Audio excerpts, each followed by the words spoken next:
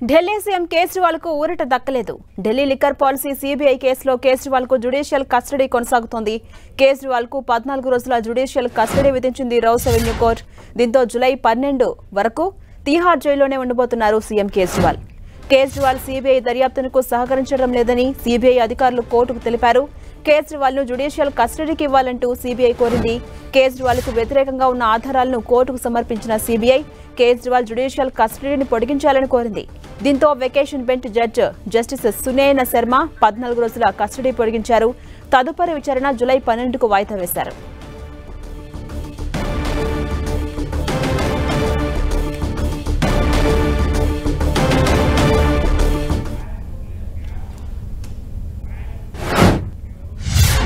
ఇదే అంశంపై మరింత సమాచారం మా ప్రతినిధి ఢిల్లీ నుంచి గోపి అందిస్తారు. గోపి, ఢిల్లీ సీఎం కేజ్రీవాల్కు ఊరట దక్కలేదు. ఢిల్లీ లిక్కర్ పాలసీ కేసులో సీబీఐ ఇచ్చినటువంటి ఆధారాలను పరిగణలోకి తీసుకున్నటువంటి కోర్టు 14 రోజుల జ్యుడిషియల్ కస్టడీ విధించింది. అప్డేట్స్ ఏంటి గోపి? ఢిల్లీ ముఖ్యమంత్రి అరవింద్ కేజ్రీవాల్ కి తిహార్ జైలు కష్టాలు తప్పడం లేదు. ఆయన్ని సిబిఐ కేసులో కూడా లిక్కర్ పాలసీ సిబిఐ కేసు అవినీతి కేసులో సిబిఐ 27వ తేదీన జూన్ 27వ తేదీన అరెస్ట్ చేయడం జరిగింది. 3 రోజుల పాటు ఆయన్ని కస్టడీలో సిబిఐ విచారించడం జరిగింది. అనంతరం 3 రోజుల కస్టడీ ముగిసిన తర్వాత ఈ రోజు కోర్టులో హాజరుపరిచారు.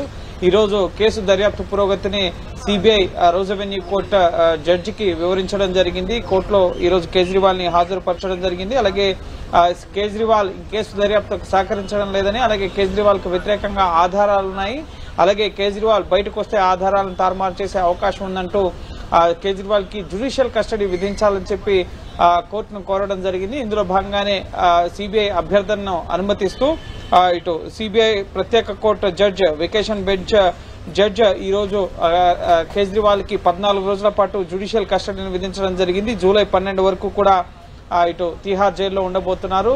CBI court judge Sunayana Sharma bench ముందు ఈరోజు సిబిఐ తరపు డిపి సింగ్ వాదనలు వినిపించడం జరిగింది. అలాగే ఇటు కేజ్రీవాల్ తరపున విక్రమ్ చౌదరి వాదనలు వినిపించడం జరిగింది.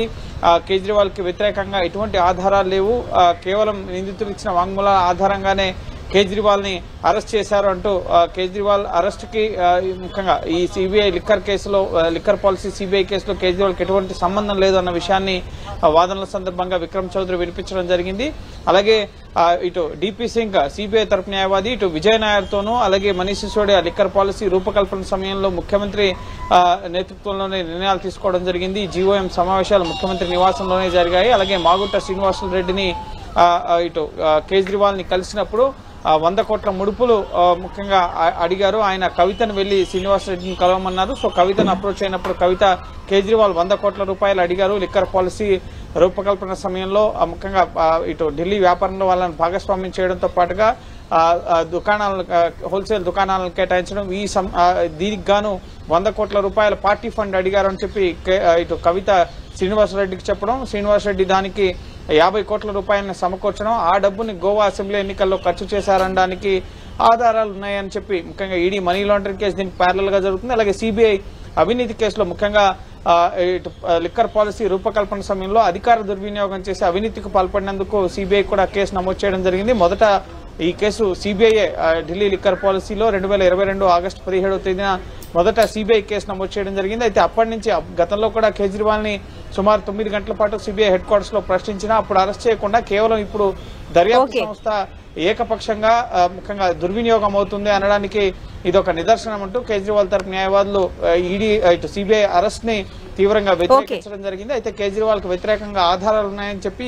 కస్టడీలో 3 రోజుల కస్టడీలో కూడా కేజ్రీవాల్ దర్యాప్తుకు సహకరించలేదు, అలాగే ఇతర నిందితులతో తనకున్న సంబంధాలను వెల్లడించలేదు అన్న అంశాలను కూడా రిమాండ్ రిపోర్ట్ లో సిబిఐ పేర్కొనడం జరిగింది. సో సిబిఐ వాదనని పరిగణలోకి తీసుకుంటూ కేజ్రీవాల్ కి 14 రోజుల జ్యుడిషియల్ కస్టడీని విధించడం జరిగింది. దీంతో మరోసారి కేజ్రీవాల్ ని తిహార్ జైలుకు తరలించారు. ఇప్పటికే ఈడీ కేసులో కూడా మార్చి 21న అరెస్ట్ అయ్యి జైల్లో ఉంటూ బెయిల్ కూడా పొందలేని పరిస్థితి. ఇప్పుడు మరోసారి సిబిఐ కేసులో కూడా అరెస్ట్ అయ్యి తిహార్ జైలుకు వెళ్లాల్సిన పరిస్థితి ఏర్పడింది. Right, thank you Gopi.